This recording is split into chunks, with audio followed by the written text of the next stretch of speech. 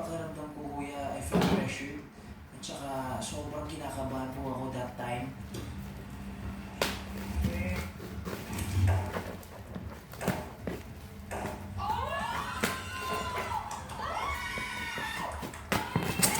Sa labas po ng bahay mo kuya, wala po ako masyadong karanasan na naglaro ng tirador o tumbang preso. Sa unang subok, walang ni isa sa mga players ang nakatama sa lata. Ganun pa man ay nagpatuloy pa rin sila sa pagkasinta.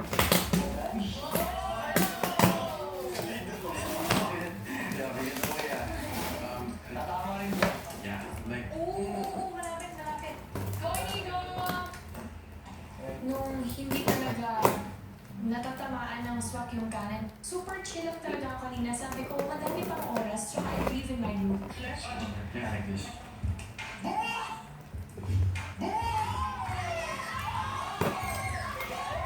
Habang tumatagal kuya, nakuha ko na siya hanggang sa natamaan ko na po yung number 1 na lata. Smiling Angels, 1 point.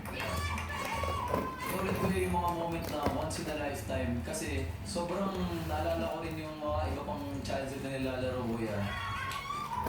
Yung advantage po namin kuya is si Fred. Alam niya po talaga kung ano po yung dapat gawin at alam niya po yung ginagawa niya po kuya. Sa pagpapatuloy ng ligtas, pinalito ni Marcos si Anton sa paglalaro. Siyempre kuya, nagtiwala sa akin yung mga kagrupo ko. Sa tingin ko kuya makukuha ko naman, gagawa ko naman ito ng tama.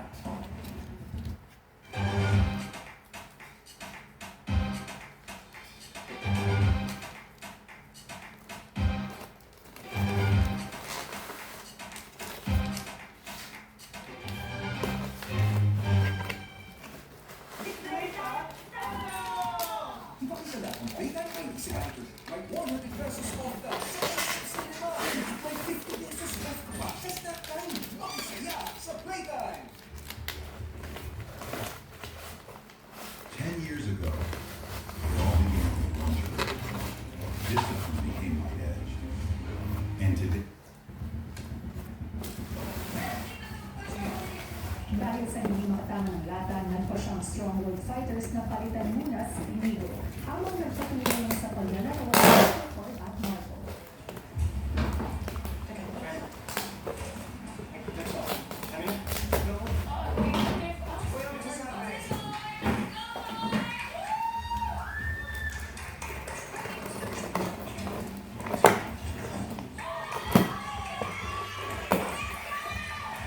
Parang sanay na po sila, mga asentado po sila kuya. Smiling Angels, 2 points. Sa pagpapatuloy ng tumbang tirador, wala pa rin nakukuhang puntos ang determined warriors at strong-willed fighters. Karamihan nga ng tira ko kuya malapit na nga sa target. Pero hindi ko talaga maintindihan kung bakit hindi ko siya mapatama sa bawat adjustment na ginagawa ko. I was really focused po kasi hindi ko po alam kung ano yung technique talaga. I really needed to focus po kuya and I really needed to clear my mind po kuya so I can think of a technique na okay po.